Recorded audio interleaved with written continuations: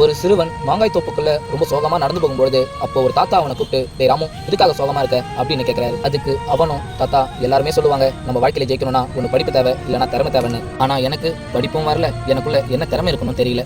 தாத்தா, படிப்பு எனக்கு வரலன்னு நான் படிச்சு தெரிஞ்சுக்கிட்டேன், ஆனா திறமை எனக்குள்ள இருக்கா இல்லையான்னு நான் எப்படி தாத்தா கண்டுபிடிக்கிறதுன்னு கேட்கறான். அப்ப அந்த தாத்தா அவன் கையில ஒரு கல்லை கொடுத்து, உனக்கு ஒரு வாய்ப்பு தான் தருவேன், அதுக்குள்ளே இந்த மரத்துல இருக்கிற ஒரு மாங்காவை அடிச்சு காட்டுன்னு சொல்றாரு. அவனும் கல் எடுத்து அடிக்கிறான். ஆனா மரத்துல இருந்து எந்த மாம்பழமும் கீழே விடல. இதை பார்த்த அந்த தாத்தாவும், நீ தோத்துட்ட அப்படின்னு சொல்றாரு. அதுக்கு அவனும், தாத்தா, எனக்கு இன்னும் ஒரே ஒரு வாய்ப்பு மட்டும் தாங்க, நான் கண்டிப்பா இந்த தடவை அடிச்சு காட்டுறேன் அப்படின்னு வெறி கொண்டு சொல்றான். அவரும் வாய்ப்பை தராரு.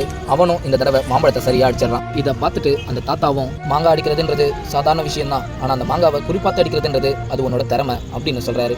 எந்த ஒரு விஷயத்துல உன்னால தோல்வியை ஏத்துக்க முடியாம அந்த விஷயத்துல போராடி ஜெயிக்கணும்ன்ற எண்ணம் வருதோ அந்த விஷயத்துல தான் உன்னோட திறமையும் ஒளிஞ்சிருக்கும். இந்த குறிப்பாத்து அடிக்கிற திறமையை நீ நல்லா வளர்த்துக்குன்னு போய் ஒலிம்பிக்ல கூட கலந்துக்கலாம் அப்படின்னு சொல்றாரு. இந்த குட்டி ஸ்டோரி பிடிச்சிருந்தா மறக்காம லைக் பண்ணுங்க.